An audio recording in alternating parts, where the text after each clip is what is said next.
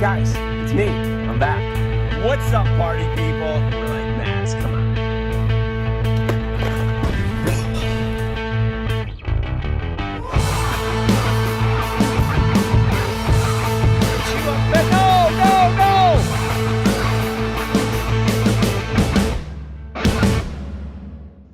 All right, this show is taking a turn for the. Oh. What's going on? What's going on, everyone? Welcome to another episode of Monster Bass Live. I hope you guys are having a great day. I am sitting in the I don't know what you call it. It used to be my son's house. Now I'm calling it the office. Now / man cave, but whatever. There's some interesting things outside my window. Anyway, we got a great show for you today. We are going to talk about blade baits. Now, I don't know about you guys, but blade baits are a thing that kind of confuse me. And so I'm looking forward to learning a few things about it. But I hope you and your family had a happy holiday. And, I'm on a week-long cleanse, which makes me no fun right now. So it kind of sucks. But, you got to do what you got to do this time of year after you fatten yourself up like the Easter pig and prep yourself for the holidays. So, I'm really excited to jump into this. So what do you say we welcome Chris and Raphie and see what they're up to, guys? What's going on, guys? What up? Hey. You have been no fun this week. Yeah. I get it. Yeah. I get it. We're so thankful you had Thanksgiving. There's so much to be thankful for. What did you do for Thanksgiving, Raphie? I think you went to amusement park. I did. I ditched Thanksgiving with the family and we went to Knott's Berry Farm. And it was awesome. It was like hands down, like, I don't know, I would say top one Thanksgiving ever. Top one. Yeah, it was great. I love that. That's awesome. Nice. I love that. What about you, Chris? I know that I your was family was probably preparing for Thanksgiving back by Labor Day, right? Because you do everything super early. That's she had the fort taken care of. I was down in Oakland. I actually announced the turkey trots, like 5,000 people running a 5K, and then hopped in the car, came home, and then we had a craft show for 3 days selling fish socks. So it was busy, crazy, Nice. but family came around, holidays, and no cleanse, no roller coaster. So I think we're kind of standard around here. Those good times. How is that doing, fish socks? And take a minute and tell people about it. Yeah, so fish socks. It's kind of this transition business that we went through from doing events full time, and we take pictures of fish we catch, we place them onto the socks, we hand print them ourselves. We have 60 different species. We did some monster bass socks some time ago, and it's been awesome. I think behind me you probably see there's a striper on a striper socks. You get to match your catch. You wear the socks for the fish you're going out and target, and we've got them all over the place. So it's been a lot of fun. I love that. So if I'm a narcissist, I can just send you a picture of myself and put them on socks, and you'll put it there. Done. We're done. I'd wear you on my feet, Rick. All right. We need the Rick socks. We're gonna do that. So Raphie and I are gonna work on it. We're gonna do the Rick socks. Done. Well, I'm excited about today's show. I can't help but look up all the time. So we just had my back house painted. I'm not gonna lie. It's like that they made racing stripes down the middle of the white. Like there's 2 coats in some places and 3 in the other, and it's driving my OCD a little bit crazy. I don't know if I'm gonna take Is it. that how you spent your Thanksgiving? Yeah, just staring up at the ceiling. I keep walking back in here, and she's like, why must you focus on the one thing that's wrong instead of all the things that are good? And I'm like, I can't help it. I just paid a lot of money for this painting, and they got to do it right. She goes, it's a ceiling. Don't worry about it. I'm like, okay, fine. Anyway. All right, so... Wait, hold on. I know, Elizabeth. I just want to say, Fix, could you do something about this light? There's such a bright light in my face. Elizabeth Z is back in the chat and said that she looks like I just got a Botox blast from like the gay spa. You need some astringent for your T-bar. Yeah, could we like just something? Yeah.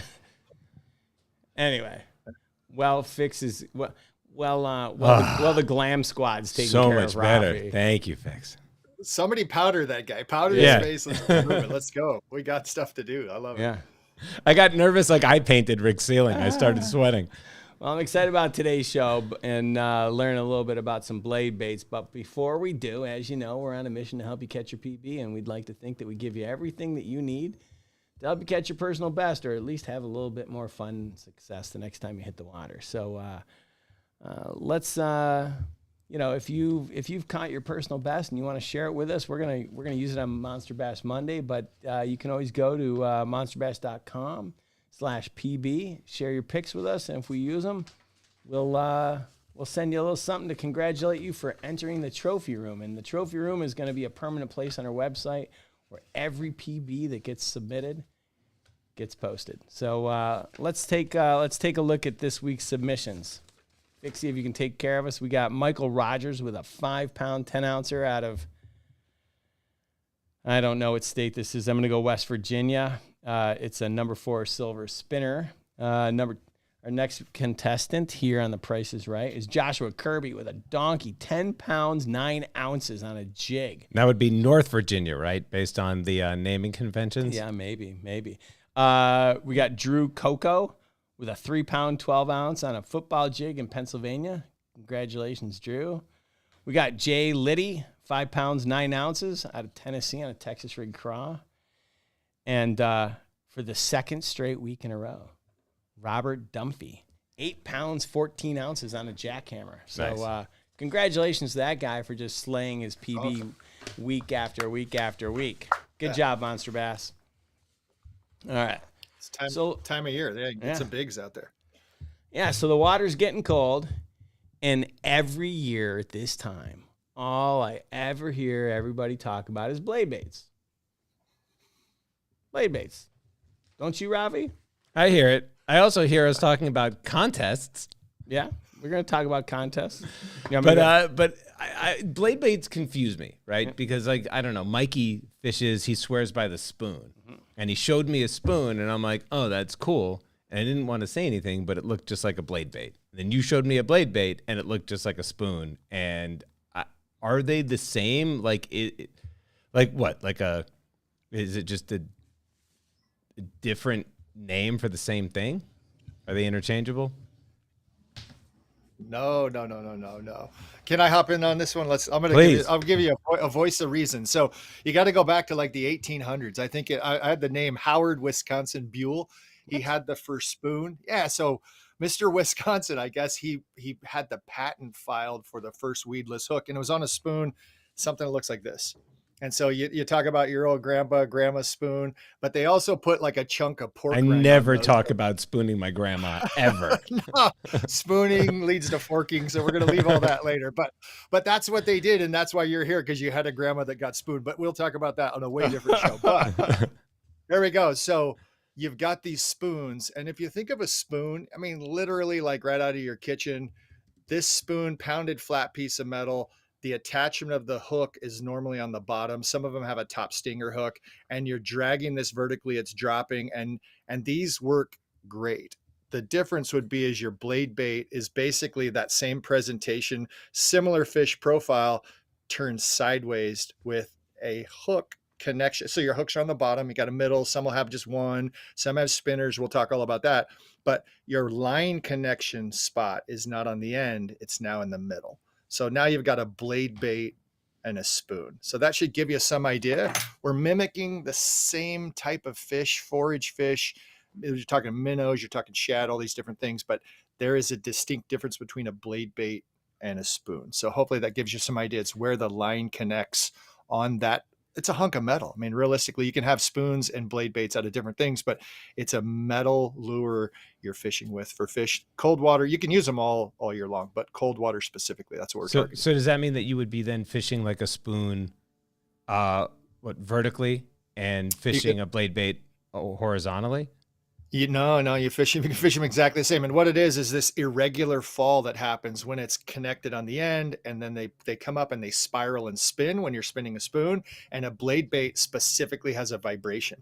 And so you talk about, we've got the brand new, and I know we're going to get into that a little bit later. I literally just got the brand new Monster Bass blade, the Vibe Master, and went out and fished for like a half an hour, caught a fish, posted it on my Instagram. It's so much fun to fish them. The feedback you get when you're fishing, and we'll jump into that because there's so many technical reasons why to use them, why fish can't stand them, but distinct difference between a blade bait and a spoon. The thing is, you can fish them almost exactly the same. It's just a different presentation. That helping a little? I hope. It is helping a little. It's like it's like the difference is primarily where the line is hooked to it, and you can fish it pretty much anyway. But what makes a spoon, or for that matter a blade bait, like such a good cold water weapon? Yeah. Okay, so you want to jump into the science of all this. So in the wintertime, you have these bait balls, and a lot of times a shad will be out offshore and they balled up and they're swimming around and they're running into each other, and some of them are being stunned. And just if you imagine in the ocean, you think of these big fish out in the ocean, and whether it's going to be a tuna or a mahi and they're feeding through those bait balls, the bass do the exact same thing. And so you think of a fish, they're feeding in the wintertime. So you have this bait ball of fish that are normally 2 to 4 inches long. That's what you're presenting. So you're presenting that fish that's 2 to 4 inches long. It doesn't matter if it's a spoon or a blade bait, but today is all about blade baits. You can fish them, and people will get specific. It's like, oh, you only fish a spoon vertical. I take spoons all the time and throw them, and they flutter down and wave, and then you rip them off the bottom. And so a spoon can be fished exactly like a blade bait. It's just your choice of, it's exactly the same idea as like I can fish a crankbait or a lipless, and I'm doing a similar presentation. These are just two different lure styles. So you're targeting fish that are offshore, very often deeper water, colder water. And the reason I'm going to tell you the blade bait is my preference at times is the vibration, the blade bait, the movement that the blade bait presents. It creates a tremendous amount of the water and the reflection of the water in it, the movement in there. And that's what the bass hear. And I don't know how scientific we want to get. Bass have really poor hearing. They don't hear high frequency, but they feel all the way down that lateral line. So if you imagine them hearing through what they feel, we don't need to get into how the ear works with the eardrum and all that, but they literally feel all the way down their body. So if there's a blade bait disturbing the water with its vibration, that fish knows where that's coming from, because all of those hair pores all the way down its lateral line, it tells it, hey, I'm over here. I'm a small fish. I'm fluttering. And that bass is going to go over and eat it. So that's the reason I really like a blade bait, is it makes a quick vibration, a lot of noise down under the water. Interesting. All right. So I got a question. So, okay. So I get next month's box. It's got a blade bait in it. I'm brand new. I've never fished a blade bait. What's the rod reel of choice? Yeah. So I like a 7-foot spinning rod. Yours right here, I'm just going to hold these up, the brand new box. They're going to get these in their box. And so I'll pull one of those out in a second. Well, actually, I brought this back because I brought mine. It was funny. I still had a scale on it. This is going to be, so you got the silver craw color. It's got the normal standard monster bass, that red hook up front. So you got the bleeding gills, great bait. I'm going to put that on, and I have it here if you want to just share. I've got a 7-foot long. It's a standard. This is what a lot of people think, like, I'm going to fish drop shot. I'm going to fish shaky head. It's a medium. It's a fast action tip. So it's medium weight, meaning it's pretty flexible. And I like the flexibility because when you catch a fish, a lot of times you have a pretty small hook. And so you got to allow that flexibility to keep that hook pinned in that fish. But the fast action, because I'm ripping that thing off the bottom, I want the response to be quick so I can move the blade bait. So 7-foot, medium to medium fast on the tip. I'm using the line setup. I like to use 20-pound braid, and I use a 12-pound fluorocarbon. I love the braid. Again, the reason is that feedback I get through those really strong eyes. Those inserts nowadays are like diamond sharp. And I feel like with that stranded braid, I get a lot of feedback. It resonates in my hand. So you cast it as far as you can on a lot, retrieves deep water, let it fall. And then I don't know how technical we want to get real quick, but that's the rod setup I like. And then fishing it, I just cast it out a couple 100 feet if I can, send it, let it sink on a pendulum with a little bit of tension, hits the bottom. As soon as it hits the bottom, the best part of the blade bait is that flutter. When you lift the rod tip up, it flutters up, culls the fish, and then it falls back down. So that irregular fall, you're just repeating that yo-yoing all the way back. The beauty of being on a boat is you can pinpoint exactly where those fish are. You can literally drop a blade bait vertical right down to them and just put them right in front of their nose. And that's the beauty of having a blade bait with your downward facing sonar. So rod setup, pretty simple. You can go bigger, heavier. You can get into a bait caster, but spinning rod, 7 feet, 6'10", 7 feet, it's perfectly fine, medium action.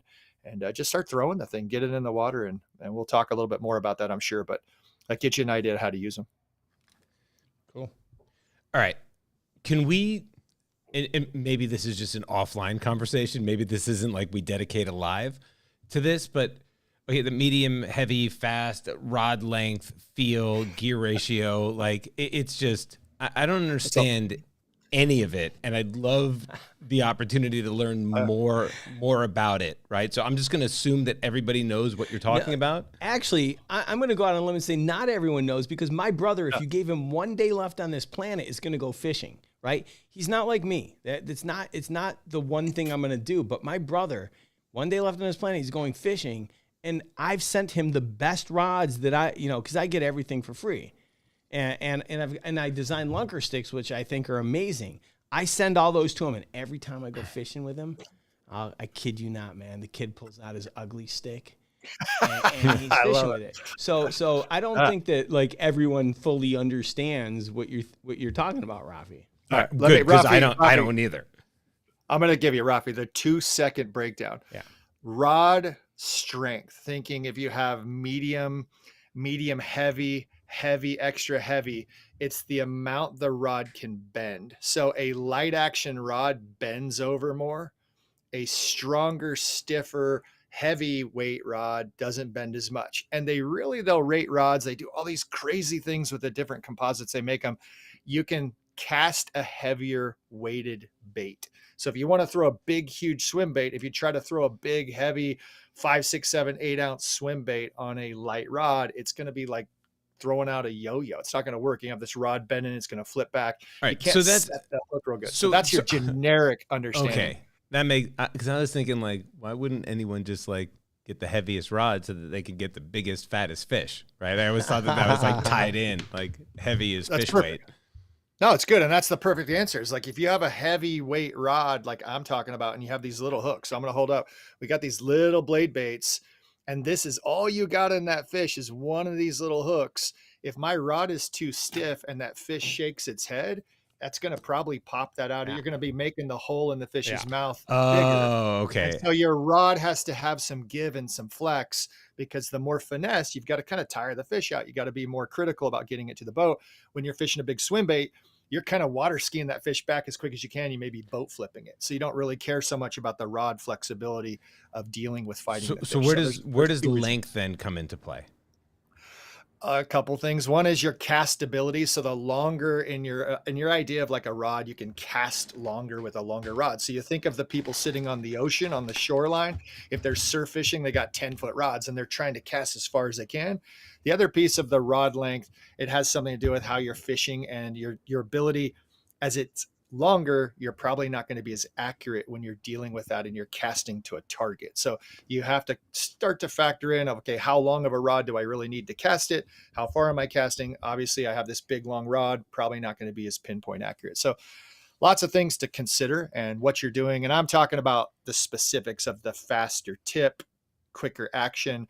Some of the feedback you get with that faster tip is kind of important for what I like to do with my fishing, but just a generic overview, you'd be fine with a medium action. But I guess maybe in layman's terms, so I could understand it, right? When you're going to the beach and you see like people that are like surf fishing or shore casters or whatever it is, those are huge rods. And it's because I guess that's because you want to get it as far out past the break as possible. And, the ocean is your target, so you don't really need to be all that accurate.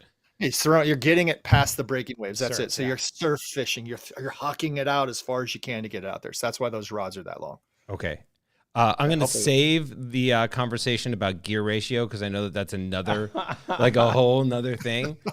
I have two questions kind of loaded up, and I don't know which to go first, but maybe they're kind of interchangeable, which is the blade bait an appropriate bait to fish from the bank, or do you need to find, like, if you don't have a boat, do you need to find like a dock or some kind of pier to fish off of so that you're getting into deep water?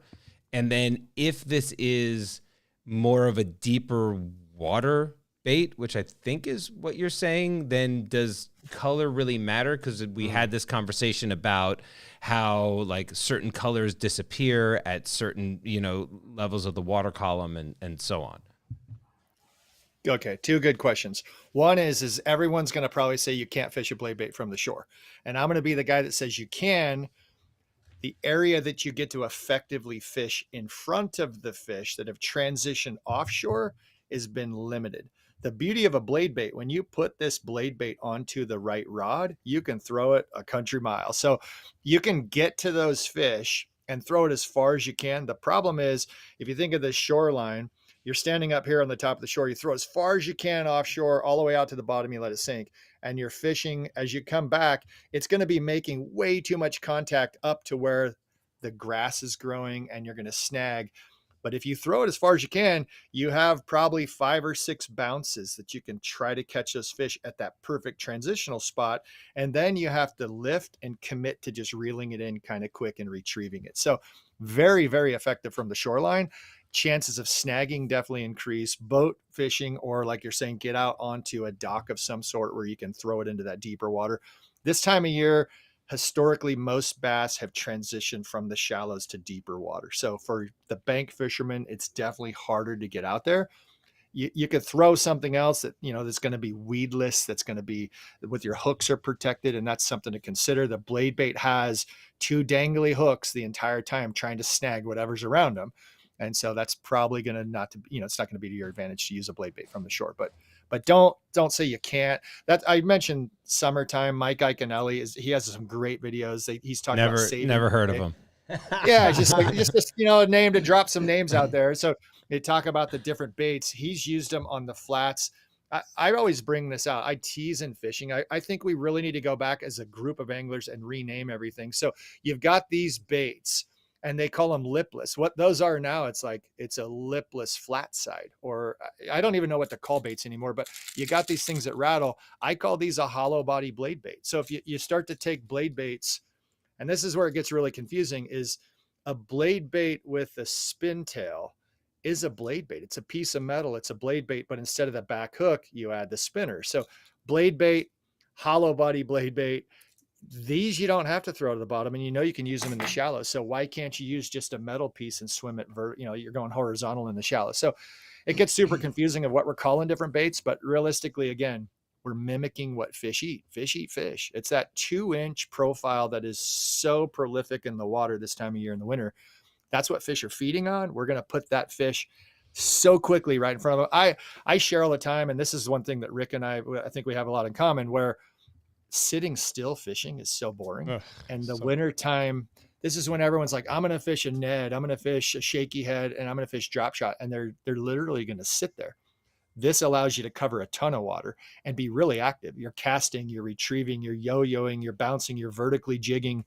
You're so much more active. 1, keeps you warmer when you're fishing in the winter, but 2, you're covering a lot of water. Once you find the fish, you find that bait ball, you catch one, you can excite the entire school of fish. You can catch a whole bunch of fish. Once you find one and they're like, hey, what did Joe just eat? And then all of a sudden your blade bait comes right back down. You catch another one, and they're just going crazy feeding. So that's the reason I just love them, is you're moving, you're covering water, and they're highly effective. So it's not just the sweet spot of it is on the descent. You could really make the blade bait work for you, no matter how you're fishing it. Yeah, it's irregular wobbling on the fall is what's so critical. And people will talk about the Demiki rig. The Demiki rig is a jig head that has a keel on the bottom end, and it's like revolutionized fishing for soft plastics. Demiki is a brand that makes a blade bait. So Demiki is also, they got their spin tail, they got their blade bait. I love both of them, and I fished with them for a long time. It's the Axe blade and the Vortex. That keel allows a soft plastic, instead of being on a round ball jig or a Ned head or some sort, or a darter head, to fall vertical. That keel helps that fish on a soft plastic jig head fall and wobble like a dying bait fish. So now you got guys really doing well with soft plastics, mimicking kind of a blade bait application, and also the blade bait. That's why the blade bait's so effective, is it is a bait fish falling irregularly. And then bass, you got to get in this whole thing of like, we want to get real scientific. Bass don't have like a neocortex. Like, they don't have a spot to think and to process. You don't have bass sitting around like, I'm depressed today, I'm sad, so I'm going to eat. They see something falling, they have to genetically eat that. They don't, it's their genetic response. So you're talking about bringing something to a fish that right now its metabolism is lower.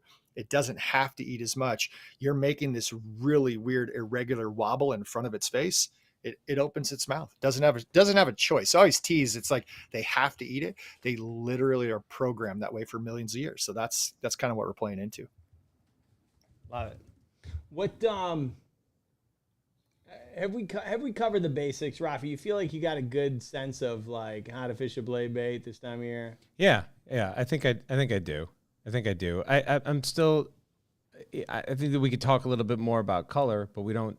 That feels like it's past the basics, though. All right. Well, then why don't we do this? I know a guy. I got a buddy that I'd like to give a phone call to, but before we do, I want to remind everyone about the golden tickets, right? So your golden tickets, they're going away in January, so this is your time to use them. We got something else in store for all you guys, don't worry. But if you've got a golden ticket, write that number in the chat, and at the end of the show, we're going to call one of you guys and hook you guys up with a little something. And then, of course, Raphie's favorite, win the chat. So, Raphie, you want to talk about that? Yeah, it's very simple. We have a lot of activity in the chat every week, and it's kind of hard to be both live on air and read the chat, but there's a lot of comments that crack me up, and so just the best comment of the live is gonna win the chat. And what I'll do is whoever's in the lead, I'll just pin it so you could see the comment that is winning and that you need to beat. And then last but not least, actually, before we go there, Raphie, you do need to look at the camera, not at yourself on the video screen. It's one of the hardest things that I've had to do. Yeah, I need a monitor. No, you don't. You just need to look at the camera the way that I do.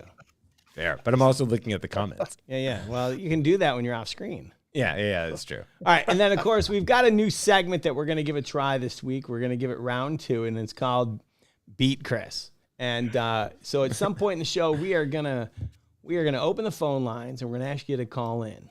And we're going to let you go toe-to-toe with Chris on 5 random questions. And it could be about what my favorite snack is or who won the Bassmaster Classic the most.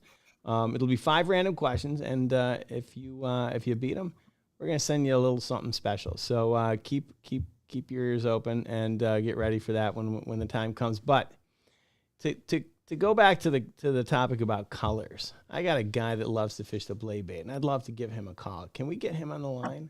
Yeah. Let me see if I can get him. All right. So I was talking with one of my friends a couple days ago about blade baits, and I sent him some, because the Vibe Master just came out, and we're going to talk about that. But he wanted to give it a try because he loves to fish blade baits this time of year, and he gave me a lot of tips. And so I started talking with him, and I was like, wow, I'm going to send you every single color you got, break them down for me, tell me what you like, tell me what you don't like. This is how we built it.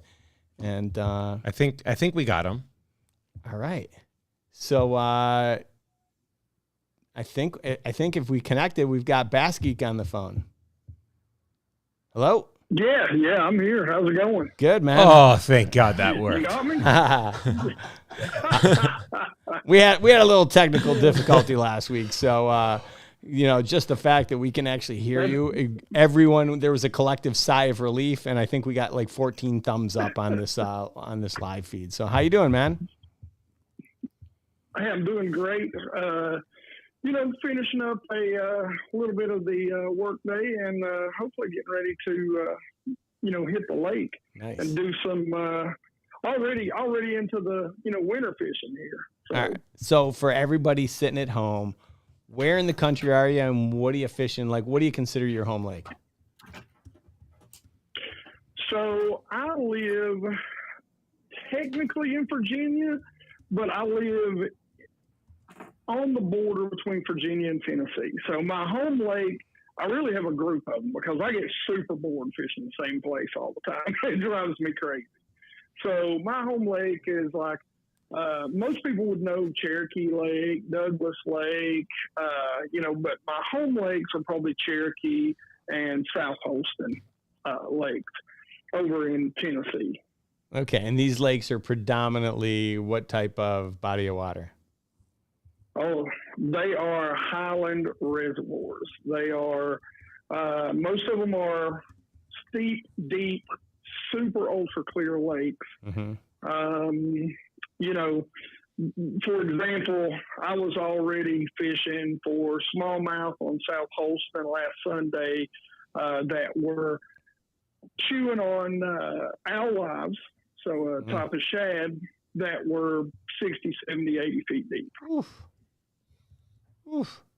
Okay, so obviously, first of all, color matters a little bit when you're fishing a clear body of water, plus you're at 60, 70, 80 feet deep, right? Color, not so much but pattern can be extremely important. All right. Well, today we're talking about the blade bait. So why don't you tell us about, like, when you're fishing blade baits this time of year, tell us what you're up to. Well, blade baits, there's so much you can do with them, and they're so versatile. And a lot of times, even during the spring, the fall, in that ultra clear water, we're talking about anywhere, like in the time of year, it can be anywhere from 10 to 30 feet visibility, right? And so this time of year, water temps right now are still in the mid 50s and dropping quickly. So you're going to have bass that are scattered throughout the water column. So what ends up happening is you can actually take those blade baits, and good blade baits, the most versatile blade baits, have 2-3 holes that you can adjust. So sometimes you can still catch those bass moving up on some mud flats that are adjacent to close water, feeding on some bigger shad. And you can actually fish it a whole lot like a rattle trap, but it's a little more subtle. And what you can do is you can actually move that back. If the water gets a little dirtier up on those flats, you can move back to that back hole, and it'll point that nose down and really dig and leave some mud trails, and actually becomes a little bit weedless. If you got maybe a log laying there, the way it'll bump with the nose, it'll just pop right over and come through that pretty well and get a little extra reaction. Now, on the other hand, we can be, out over deep water.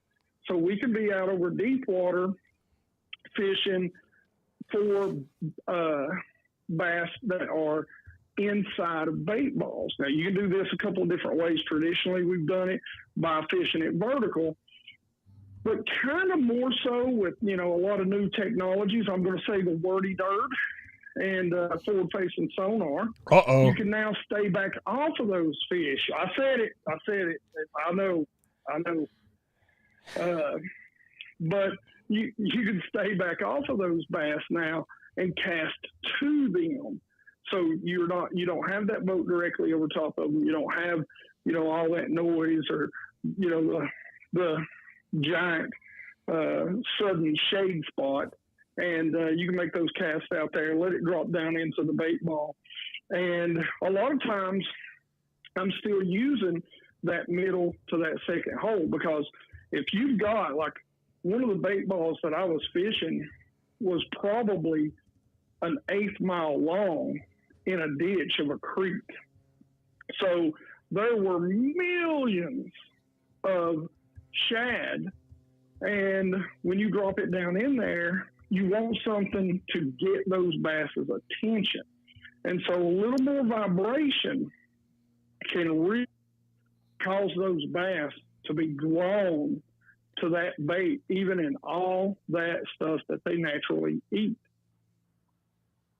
Yeah, Bass Geek, you're spot on. So many good things you mentioned, and I tease about the blade bait being similar. It's a chatterbait. You're talking about the brand that's out there, this lipless crankbait, that it acts the same way in the shallow water. And then bringing up the idea that you have a bait ball, those fish actually are schooling, and a lot of times they're swimming somewhat in synchronicity as they're moving around, and you do want a bait that stands out. And so there's nothing better that you talk about this all the time. It's like adding an underspin, and people have used an underspin to the point where I think every fish could probably call out the different brands of underspin because they became so popular. And then that's when it's like, oh, the Damiki rig, and now we're bouncing these soft plastics and suspending to try to suspend the fish. We're constantly trying to reinvent ourselves. And when you have something like a spoon or a blade bait, and this is where I really try to help people understand, is we're talking about an irregular deflection. A crankbait brings a fish to them and they follow it. When it deflects and hits and Yep. moves irregularly, that's when you get a strike. Same thing about a swim bait. Great to draw big fish out from under the dock or out of the cover with this regular traveling swim bait. When you twitch it or move it, that's when you get a strike. A blade bait is really hard to fish regularly. You throw it, it's irregularly falling. It's always creating something that's not natural in nature. And so that's the beauty of a spoon and a blade bait. It makes that irregular, erratic, whatever you want to call it. It's causing some reason for the fish to bite it. They can't stand it. They see it and they can see it visually. And that's what you talk about, something that's a flash or the movement, but they really feel the blade bait on the retrieve. When you pull that blade bait back up, that water deflection, that movement of the blade bait, that's the tight wobble, that's sending that water wave to that fish, and it's pounding against the side of the fish, and it's saying, come over here and eat me. And that's honestly, I mean, you nailed it. That's why I love the blade bait. I love watching your videos. You do some great jobs on, you really explain to people how you're catching the fish. And I watch some of your stuff on blade baits and Demiki, and it's like, that's what's going on. You're fighting against a million other shad or whatever you have in your body of water, and you're trying to put something out there that matches it but also stands out, and a blade bait is really effective at doing that. Yeah, absolutely. And I was watching you guys just a few minutes ago, and you were talking about the guys from the bank and being able to fish. One of the other ways that we traditionally fish a blade bait here is actually down the bank. And I get a lot of questions kind of circling around here. I get a lot of questions, especially when I compare it to leafless crankbait. People are like, well, why don't you just fish a leafless crankbait? Well, because during the wintertime, the bass get really picky, right? They get picky. So that really loud rattle of a lipless it might get their attention, but it turns them off pretty quickly. So the subtlety of the vibration tends to get more commitments when the water temperatures get cold. And, that's one thing that, to me, you want to be very careful when you're fishing a blade bait, especially in cold water, is to not overwork it. And one of the ways that, again, back to the bank guys, that I love to fish it, and we fished it traditionally here, but we have steep banks, is we'll cast out to a point or a hump, and it may be 5 or 10 foot or even less, and we'll just lift, and we'll get 4 or 5 vibrations and let it drop, and we'll lift and drop, and we'll contour that bank drop off doing that. And it's the same way. Even when I'm fishing in a ball of bait, I don't want to overpower that, because I want it to be as natural, but still stand out. So when you pull it, you want to feel it just, 5, 6 vibrations, and then let that thing fall, just like a dying bait fish. That's it. And that's funny that you say that. So I don't think people will realize until you fish these a lot is you will catch fish on a dead stick blade bait piece of metal laying on the bottom of the lake. And so realistically, a dying bait fish, at some point it's not moving and it floats to the bottom and it sits there. And the power of a bass swimming over and seeing that, it still looks like a fish. They're not going to sit there and think like, oh, that's no longer a fish, because a blade bait looks exactly like a fish.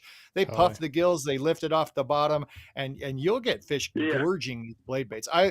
I catch a lot of fish on the drop, and that's something that people don't talk about, is they catch them in their mouth. And especially if you throw them out on a pendulum and you have that tension and that blade bait is swinging towards you, if it's coming into that fish, I'm looking at how quickly my line is disappearing under the water, and all of a sudden it stops dropping and I know it hasn't hit the bottom yet. That's the time to lift up, because you've now caught a fish. The fish is doing like perfect imitation of what in a Major League Baseball out in the outfield. They've caught your cast. And then, like I was saying, you don't overfish it. I like to try to shake things up again. Is sometimes I'll lift my rod a full 6 feet up and let it fall back down. Sometimes I just bounce it on the bottom. So always trying to mix things up. It's a super fun way to fish as well. So that's why I really keeps my attention. It is. Yeah. Said it too, and I think that's another big key when it comes to blade baits, is be a line watcher. be a line watcher, because a lot of times, you may set that blade on the bottom, or you may have it falling, and you won't necessarily feel that bait because maybe you gave it a little too much slack while it's falling.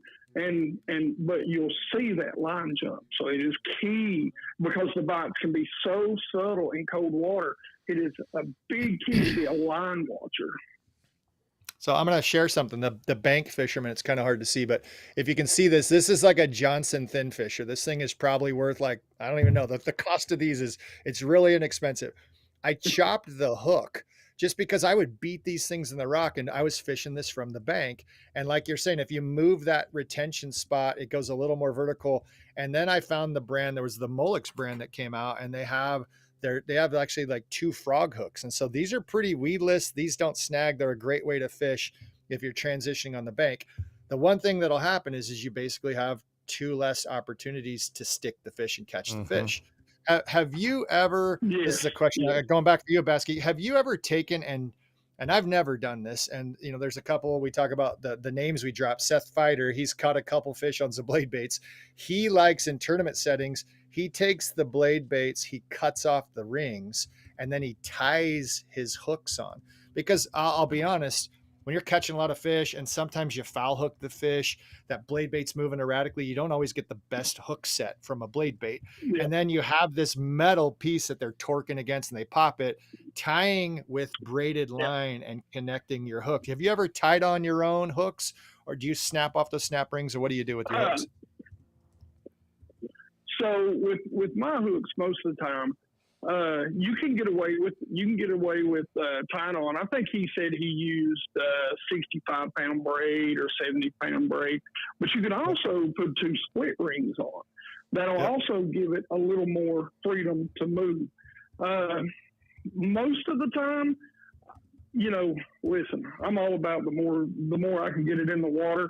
So unless I'm really losing bass or I'm having a hard time with them hooking up, most of the time I'm going ahead with the standard split ring. Now, there are, just like you talked about, the old silver buddies, right? They came with the kind of U-shaped non-treble hook, Those generally I will take completely off and go ahead and put a split ring on or 2 and go ahead and put on a full-on treble hook for those. The way I look at it, that's 2 more hooks. Why not take advantage? Yeah, that's it. I'm with you. No, and I think when we start to overthink it and we change the way that it's been manufactured, oftentimes if you start changing and putting 2 split rings and doing all these different things and tying them, I find that as I lift it, I'll foul hook my own line. And so understanding that there's a lot of design that goes into these, I just took the Monster Bass. I got this thing at 2:00 today, went out. It's kind of cool because looking at it, I like to hold them vertical and see it's pretty nose heavy. And so I actually switched and made a couple casts. I put it up in that front spot. So the fun part about a blade bait is you can not just change the way you're casting it, retrieving it. You can change that position on that snap swivel in the back, and you can move the way that reflects. Knowing that it's more vertical and that lift and that wobble changes, you can really change these things up and make them really different for the fish with barely moving things around. So I love chatting with people that like to use them. Have you ever put feathers on your hooks in the back or anything like that? I've not put feathers, but I will tell you something that I do love, and you can do it. I always tend to do it in the center hook because it's kind of the target. It goes back to like maybe throwing a top water and putting a red hook as the front hook, right? But I think it's who is it that makes it? VMC. Somebody makes the treble spin, and so it's a treble hook that has like an underspin blade in the center of it, and so that can give you the best of both worlds. Yeah, I mean, you're talking like I'll bring that up. We had the Monster Bass buck. I think the bucks, they sent out the Big Eye, and so these are technically blade baits. And so you have this Demiki version. You got the Big Eye that was in the box. Understanding that when you pull these up, instead of the bait vibrating, you've got the tail. And whether you have a Colorado blade that's a little bit more thump, or you got the willow blade, what these also do is that acts like a parachute. And so as that's spinning on the fall, it's not quite as irregular. It actually makes it a little bit more of a standard fall, but it slows that fall down. So the fish get a little bit more time to cue into it, and then you rip it up, and then you get to make that irregular movement by how you bounce it. So again, blade baits, a true blade versus a tail spin. Those are those pieces of like, okay, what's the most important, what's going to catch the fish. And then you got to start mixing up. I don't know if you go from a big size to a little size. If I'm changing and I'm thinking I'm seeing fish, I go to a big blade bait and then I drop down. Do you have any specific things you choose to try to switch up to try to entice a bite? You know, it just depends on where I'm fishing, size of bait fish. You know, there is a company out there called Ledge Hog Fishing, and they make some huge blade baits. And those are great, you know, when you're around those bigger style shad, like the gizzard shad, that sort of stuff. But for the most part, as far as changing things up, I try to keep things as simple as possible. I might make a few alterations here and there, but, you know, I try to keep it pretty straightforward and pretty simple. Try not to overthink it very much. That's awesome. Yep. No, I'm with you. Out of the box, there's plenty of options. I mean, the Vibe Master coming right out of Monster Bass, that thing it's fish worthy. It catches fish. And I think, like you're saying, you can change the presentation. That size is what fish are eating. If they're cued into something that they're exactly only eating a fish that's a little bit bigger, I mean, I don't know how many specific fish are like, I'm not going to eat a fish that's a little bit smaller than the fish I'm eating. That's not normally the sake. The thing I think the majority of people like realizing, if you catch fish in the winter time and they bring them up from deep and they're starting to regurgitate their fish, they're almost always around that 2.5. Obviously you can have gizzard shad in different sizes, but historically around the country, they're feeding on that smaller fish, and you got your forage fish that haven't spawned, they pulled down, they're going to be feeding on those smaller fish. And that's why I really enjoy the blade bait. So no, it's awesome chatting with you about it, because you definitely have put some time in on the water and you're catching fish. And 65 feet deep, I don't know of a better bait that falls quick enough for me, because if I'm trying to float, I got beat one time in a tournament, and the guys, I'm like, what did you use? And he's like, I was throwing a wacky rig weightless worm, and he was fishing at 65 feet. And I'm like, what'd you do? Wait 5 minutes? He's like, oh yeah, it took about 5 minutes. And I'd watch his bait all the way. I'm like, in 5 minutes to let your bait hit the bottom, I quit. I'm out. Yeah, I'm out. I'm done. No chance. So that's blade bait for me. Gets to the bottom quick. I'm fished a weightless Cinco. Yeah, I'm fished a weightless Cinco in 14 feet, but that's as good as it gets. I can't even stand to do that now. I don't have the patience anymore. Thank God. I sneak in a Neko rig, the nail head. I can't do a weightless Cinco. I'm too. It takes too long. I was nervous for a minute. I thought you were going to say that you fished that in 50 feet of water. I was like, come on, what are we doing? You know, shoot, that's that's crazy. I love it. Do we should we open the phone lines? Yeah, we should, and we actually have a couple callers. All right, why don't do it. So Baskey, you okay sticking around for a couple calls? Yeah. All right, let's do it. All right, we have who we have? Oh, I know who we got. Well, let's just get him on the phone. We got T-Rex. Hello, gentlemen. Hello, T-Rex. Hey. How you guys doing? Good, man. How was your Thanksgiving? It was good. My brother does all the cooking for Thanksgiving. I do all the cooking for Christmas. And you sneak out in between bites and hit the gas station and win thousands of dollars at the slot machines?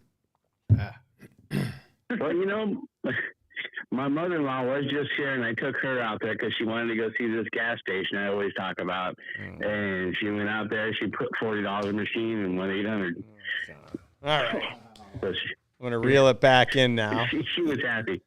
Wait. Hey, but T-Rex. I'll let you know that our gas is only $3.79. T-Rex, your brother cooks for Thanksgiving.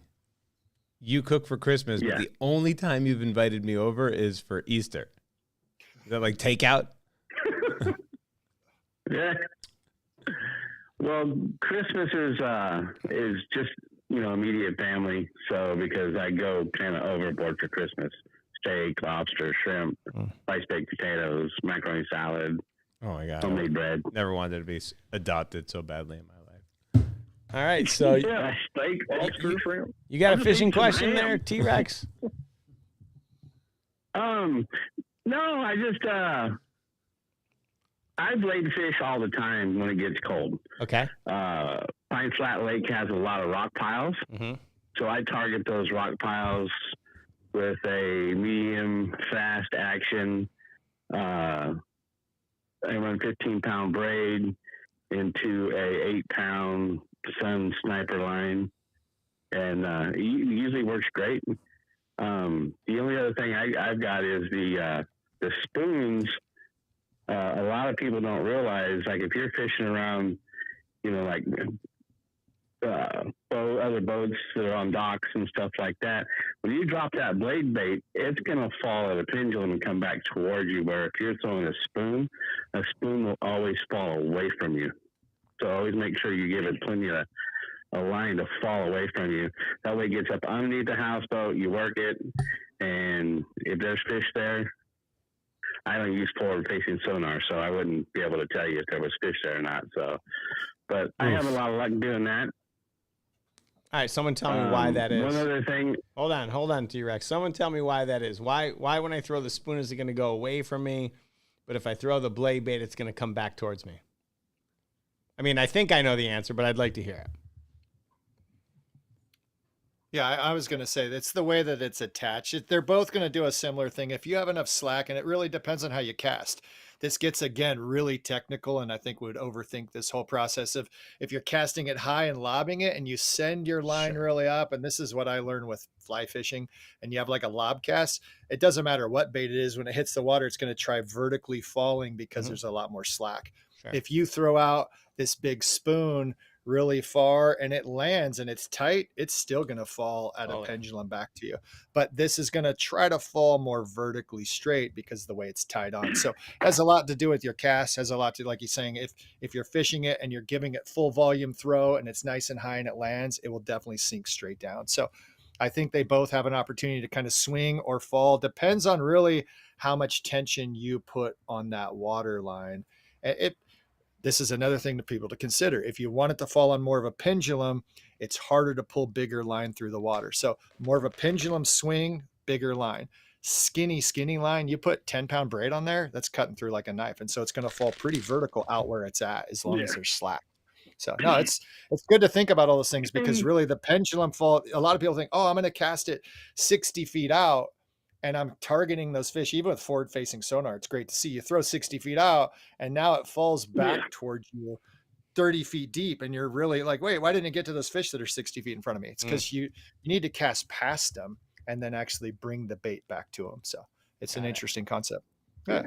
And depending on the spoon, you know, if we're talking about casting a vertical spoon versus, say, a big flutter spoon, you know, when you cast that spoon out there, it's going to hit the water and it's going to dart. You know, if it hits the water tail first, it's a lot of times most of the weight in the spoon is toward the bottom versus the surface area of a blade bait. So when a blade bait hits the water, you know, it's like, you know, a diver, when they hit the water, spreading their arms and legs out, they're going to stop quickly, and that's another reason why it's going to pretty much automatically pendulum back, where a spoon, if it hits the water, it's like a torpedo. It's going to shoot out, and then if you give it that, it'll kind of fall away from you a little bit. That's awesome. Yeah. T-Rex. Yes, sir. Did you have another question? No, but I want to put this out. Well, first I want to tell you that I took the week off between Christmas and New Year's. I'm going to try to schedule something if you're going to be in town with the guys from Bulk Beef Jerky. So let me know what day that week would be good for you, and I'll try to schedule something with them. I like beef jerky. And see if we can get that worked out. Yeah, we all do. Yeah. The other thing I have, The other thing I have is, it's Christmas time, it's giving time, and this is what I want to do. Okay. If 5 people will go on Monster Bass Cares and donate $20 a piece, I will match $100. Wow. Wow, that's awesome. Awesome. Wow. And That's cool. kudos to Fix getting that graphic up in real time. Amazing. That was pretty awesome. I saw that. That was good. Yeah. Yeah. Crushed it. It looked like it was rehearsed. Yeah. Good job, Fix.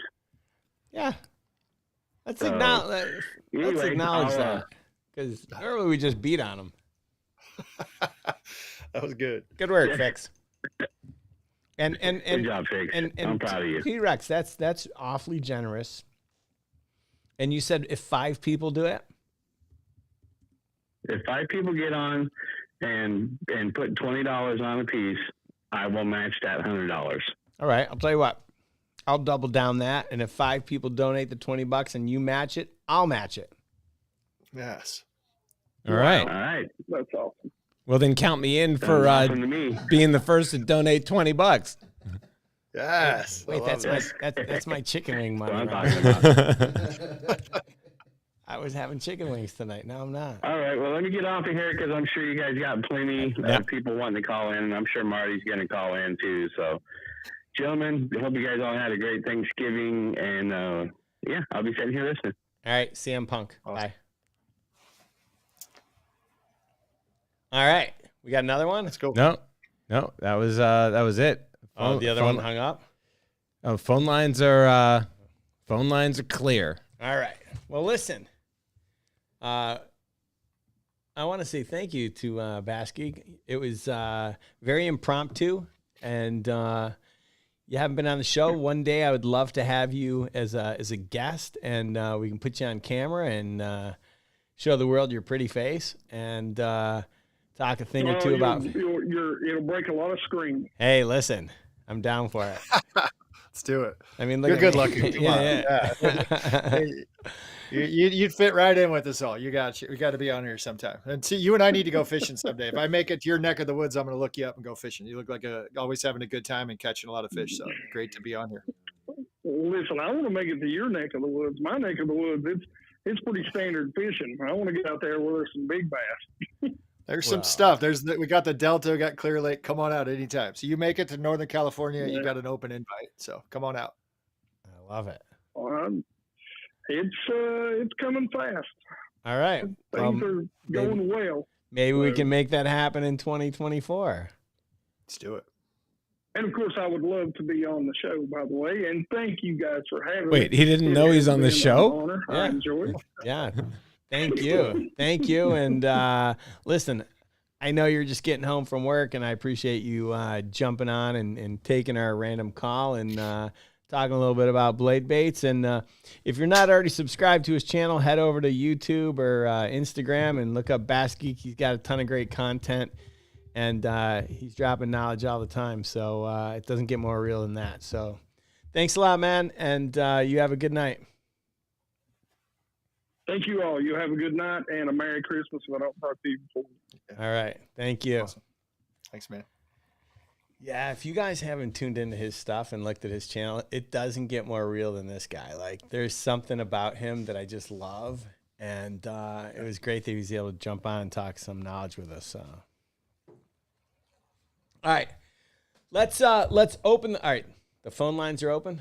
Phone lines are still open. All right, are they on the screen so everyone can see it? We got to put it on the screen. All right, here's what we're gonna do. We're gonna open the phone lines. This is the easiest thing. If you want to win a prize, all you got to do is call in. I'm going to ask 5 questions. It's really simple. So don't be shy. Don't be shy, Carol Ferg. Don't be shy. I know some of you have watched this show a million times. You've never called in. This is the simplest way because I'm going to ask you the dumbest questions, and you're probably going to win something because you know what? All you got to do is answer 5 questions to beat Chris. So let's hook it up. Easy. We got anyone on the line? Yeah. We got Great. a couple callers. I just picked the first one. You pick whoever you want, and Trouble. Okay. Let's see. hello, Caller, are you there? You're live on Monster Bass. I'm here. sure. Hello, Rick, Raphie, and Chris. Hello. All right. Hello. I know that voice. That was Who are we talking to? Gummy bear. We're busted. Is this Sandy? Is this Sandy from last week? No, this is Kelly from Auburn, California. Oh, is this Kelly Hollingsworth? You suckered me. All right. Into this. All right. It is. I'm ready. I'm ready to go up against Chris. Oh, this Protest. should be That's so amazing. This should be so good. That's why you've been hanging out on the line for so long. Okay. Protest. All right. So here's how we're gonna do this. I'm gonna ask 5 questions, and Okay. and Chris, you're gonna write down your answer, and I'm gonna ask Kelly to give her answer, and then you're gonna show us yours, and we're gonna go through 5 questions, and we're gonna see who wins. And if I have to, I do have a bonus question here that's worth All right. 5 extra points. All right. Let's do this. All right. All I right. got a pen. Question- Wait. Yeah. I'm gonna. If I get in the doghouse and I have to come to your house to sleep, just let me. I'll just know That's that I'll be funny. knocking on the back door. So. Yeah. And Rick, this time ask the questions. Do not ask the answers. Okay. All right. What do you call a bear with no? let's ask the answer. What do you call a gummy bear with Yeah. no teeth? Yeah. All right. We ready? A gummy bear. No, yeah. Ready. That wasn't it. Okay. That wasn't it. Okay. There we go. All right. Who composed the famous ballet The Nutcracker? That's no. Oh, goodness. Hold on. Let's get Chris to write that down. Oh no! Oh come on! My daughter is doing the Nutcracker. No.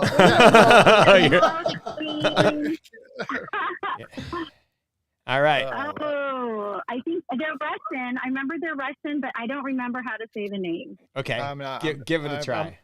I'm giving it no idea. I got no idea. Kelly's always right is what I already prepared. As soon as I heard her answer, I put Kelly's always right. So. All right, Kelly. What do you think it is?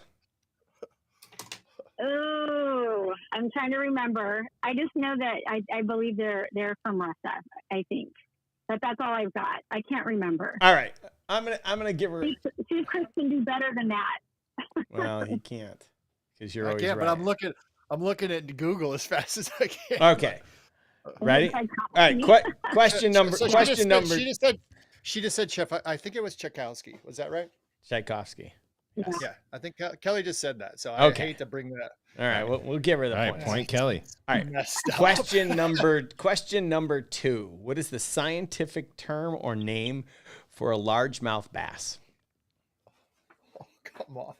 Okay, Chris is going to know this one. I don't know. Ooh, Chris, you're gonna get one. It's a largemouth He's gonna at least get one. So I don't know the scientific name. I do know it's a black bass. I do know they're part of the sunfish family, but I don't know the actual scientific name. Oh, So again, man. is that Okay. bad? I know No. it's a game fish. So yeah, what is I the don't know. answer? Do Come you on. know that one, Rick? Yeah, You I know do. that? I get it at I get it at CVS and I use it on my face. It is Microperdis salmondoius. Micropterus Oh, there you go. salmoides. Yeah, it's from it's I don't know. Yeah, I don't want to all know the what time. you get at CVS. it's from Neutrogena. I don't know. It's $57 for a little tube at Erewhon. Okay. All right, that was good. Okay. All right. Fun fact for everyone in the chat. Like, if I'm gonna pick somebody also. Like, I'd like to see if you guys can get these questions right. Oh, Rick's All right. going rogue. The next question. All right. Ready? What Heather date? got we're it. ready. Just so you know, Heather typed in right away Tchaikovsky. She nailed Yeah. it. So I'm looking at Heather Cummins. So yeah. All Okay. right, next chat. Let's go. Oh, Heather Cummins. I haven't. Yeah, no, she made her big announcement. She's back, and she's actually winning the Beat Chris and Kelly. I contest. love her. Yeah. So this is. It sounds like. So can she be on Kelly's team? So it sounds like Heather Team and Kelly. Kelly. The Yeah, yeah. ladies are against Chris. Yeah, That's I fine. want her on my team. All right. Kelly's life. Well, she's 2 for 2. Okay. What date is considered acceptable to put up your Christmas decorations? By what date? November 1st. November 1st. That one's easy. November 1st. Uh-huh. That's probably And my based on house is Hallmark. November 1st. Okay.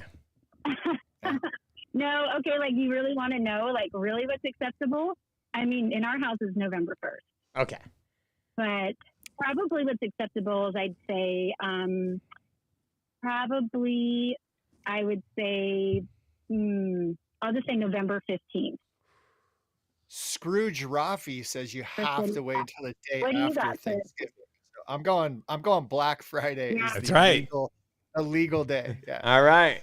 Black Friday. Yeah, it and by the is. way, and Heather got that answer right too.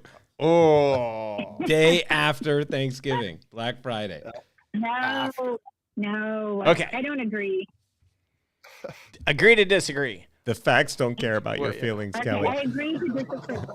Yeah, All right. I agree to Wait. disagree. When did they start? Better have your decorations up.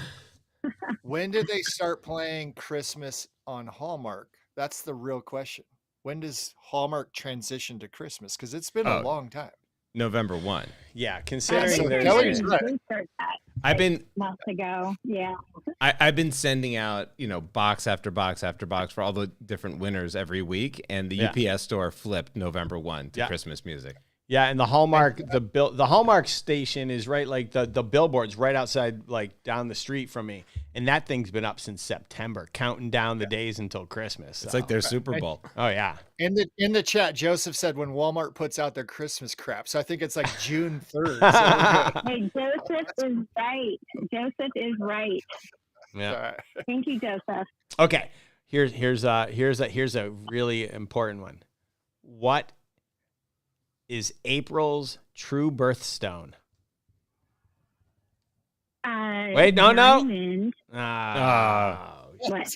Yeah, you had to wait for You Chris had to get wait it for wrong. Chris, you had to wait for him to get it wrong. Oh, sorry. Well, he better know that, or No. he's in trouble. Don't worry, he's gonna So- buy one in April. No, it's diamond, but Kelly's cool. Kelly likes to wear other stones Uh-huh. when we travel to Mexico. She's I do. actually cool. She's got cool marine. I Cool like my choice. turquoise and my abalone, and yeah, I like a lot of different stones. Okay. So what's the score right now? I think it's It's 2-2. no, 3-2. Chris got 1. He got I Black got one, Friday. No, Chris. And Heather Kelly nailed it again. Kelly got 1, and Heather so far has let's Heather's call got it them 2-2, but Heather's the tiebreaker. Okay. All right. Last question. What Spanish artist painted the famous oil painting titled Guernica? I don't know. Look, it's what's on the sheet. I don't know. I mean, Chris, you're the artist. You should know I this. know, but if it's not Bob Ross, I don't care. Okay, So it's fine. So probably obviously- like Picasso. It's probably like Picasso or something. Is it Oh, Picasso? so I- Probably something like that. All right. It's got to be a famous Okay. artist. So You're correct. I'm going Bob Ross, which is wrong, but that's what I'm Okay. standing by. okay. It is Picasso, which puts you in the lead 3-2. Yes. Now the bonus question is, and it's worth 5 points, and the winner, this could determine the championship. Are you ready? I don't even know what we're playing. I don't even know what we're playing for, Kelly. Do you? Taking Chris down. Okay. I know, I'm going to figure out something though. How about Playing for April's I'll talk to Chris birthstone. later. playing for April's birthstone? You ready? Okay. The bonus question I'm is: ready. would the addition of yoga pants increase viewership of Bass and MLF live streams? I think the answer is probably yes. Chris? I mean, who doesn't No. like yoga pants? Who doesn't like to No, wear but- them? It depends on who's No, fishing. it doesn't depend. Well, that was fair enough. If the current major league fishing, I know some of the guys, and I'm no disrespect, but I don't want to see them in yoga pants. If we can have things corrected, Corrected. I'm just going to say. So we need Yeah. to correct things. Females need the opportunity to fish and develop the skills. We talk about this. There's women that are going to start crushing the guys. No. Yeah. You buckle up. It's going to be, the world is changing, and when that I think happens, next people can fish Wednesday. whenever Yeah. they want. I kind of want to see. You all need to be in yoga pants. I'm down. I want to see Skeet Reese fish in yoga pants. I don't know why, but I want to But see he- it so but he- badly. But he would. He would. He do would. that. He would totally do that. He would fish in a banana hammock if So, did a banana hammock or a pickle sling? I don't. I don't know. It's a banana hammock. All right. Well, congratulations. Congratulations. You've won some Marie Callender's chicken pot pies, courtesy of Marie Callender's, and some crap from your garage. Nope. Because she's Yeah, the inaugural. exactly. She's the inaugural winner of the 5-question Beat Chris contest. She won the April birthstone. Oh, Courtesy of Chris I know. Hollingsworth. I can't wait. I'm gonna come up. I'm gonna come up with so many things that I won. You'll see, and I'll let Chris know. No. Yeah. Better yet, would you come back on the show sometime and show us some of the things that you've come up with? yeah, that's actually a great idea. Oh yeah. Yeah. That sounds good. I'll show everybody what I won. I Sounds love that. great. Well, it's a deal. Amazing. Well, thank you so much. And one of these days, we'd love to have you as a guest on the show too. All right. Well, I'll do it. Let me know when and where. And you guys are doing such a great job. I've been listening every week. I haven't missed a show, and I love it. So much information, and it's great. So keep sharing. Amazing. Thank you so much. Right. All right, you guys. Take care. Thanks for going easy on me. Okay, bye. I Bye. appreciate it. All All right. right. Bye, guys. Bye. Rick, that quiet apology was everything. Well, we made it through that one. Yeah. We did it. Do we have time for a Monster Bass minute? I'd love to put the Vibe Master up on the screen. We've been talking about blade baits all day. I'd love to put up. Excuse me. We have plenty of time. Amazing. Let's. All right. So these are the new Vibe Master blade baits, and we're going to feature them in the December box. And we made these. The same designer that we've used to design rods has really been helpful in designing baits too, because he's a really knowledgeable guy. He's designed baits for everyone from Doomsday Tackle here in the States, as well as Abu Garcia and Daiwa in Japan. And he spent most of his career overseas. And so he brings a lot of knowledge into bait design and rod design. And so when we started designing baits, right, one of the things you can do is you can get really creative and put stuff out there. And it's funny because I had all these ideas on how we're going to make our blade bait different and better. And he just looked at me and he said, why don't you just come out with something that's tried and true for start? And then we'll go and we'll put out something that's cute or novel or different. And so I took that advice. And so one of the things that we did different, so we took a traditional shape. And when you look at blade baits that are on the market today, right, they're made from a variety of materials. Sometimes they've got treble hooks, sometimes they've got two. The frog hook, sometimes they've got, one hook. And so what we opted for was we went with a layered sheet metal design, so to speak. And we went with a thin piece of circuit board covered in brass and then covered in steel. And the reason why we did this is because obviously your different metals give out different levels of vibration and sound and things like that. And there's a lot to be said about the blade baits that are just stainless steel, right? They're durable, they're tough, and they last. And then there's some that are just circuit board covered in steel. There's some that are brass. I mean, I've seen every material that's out there. And the one that we ultimately settled on was the layered process that has all three in it. And we did so because we think it changes the frequency of the vibration and the sound and the way that it falls. And we felt like this was going to be a really good option. And then we looked at the colors that were out there. And, you can have a typical chrome and that seems to be probably one of the most popular colors that it's out there. But then we looked at some of the other colors and that are in the Monster Bass family, like the Cylon and the Silver Craw and the Blue Chrome, and we decided on those. And then we introduced some new ones, and we're really excited about them. And Chris, you threw it today. I'd love to get your feedback, good and bad. I mean, honestly, if you have something that you would improve on, I would love to hear it. And I mean, you've only fished it one day, so I get it. You may not have anything, but at this time, like what were your thoughts when you threw it today?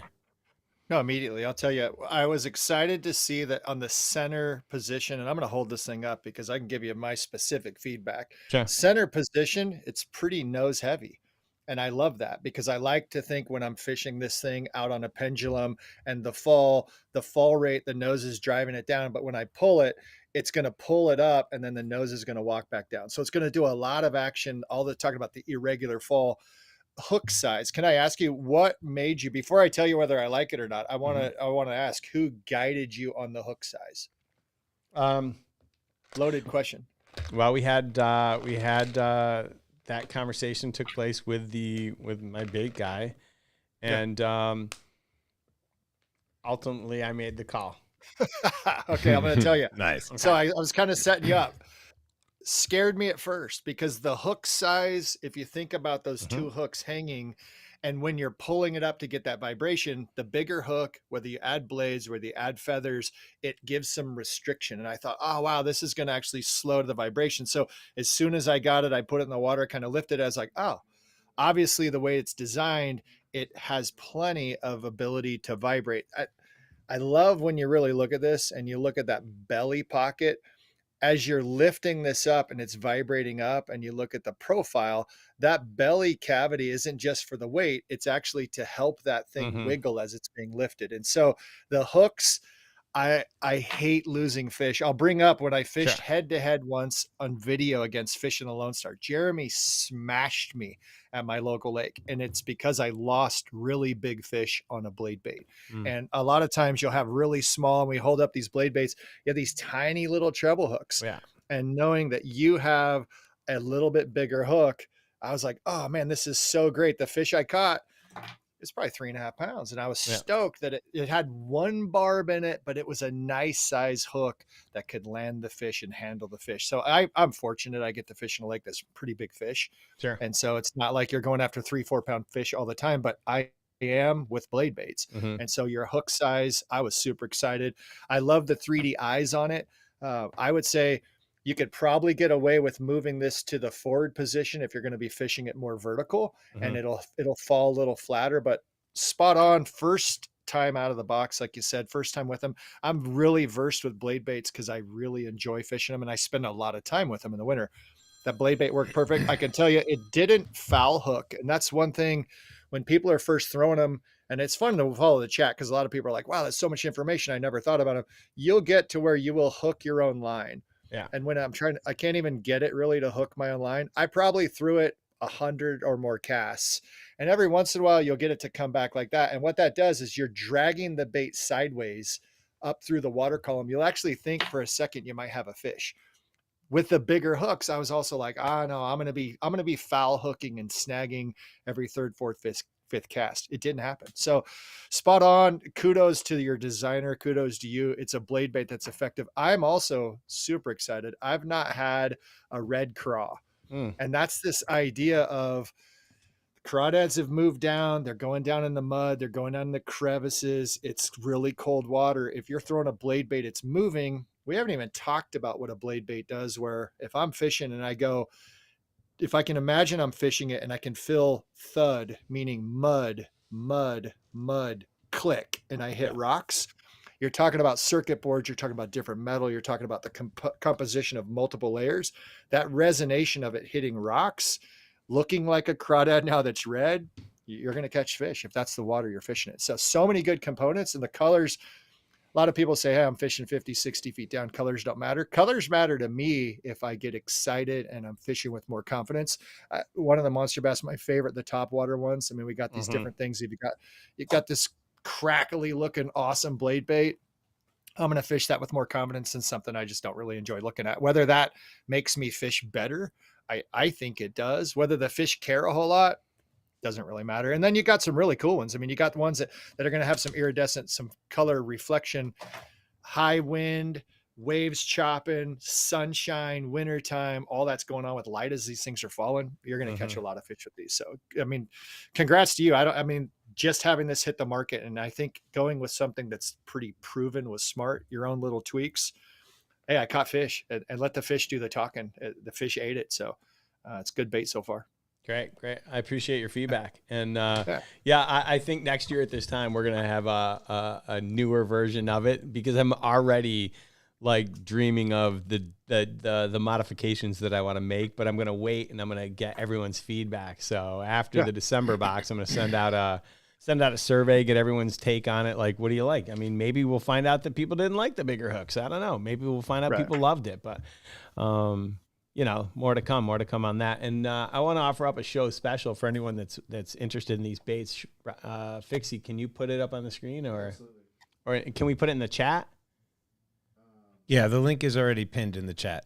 All right, great. Yeah, so if you wanna pick yourself up one of these, the link should be in the chat, and you can use the promo code save 33% on your purchase of these blade baits, and with the promo code VIBE.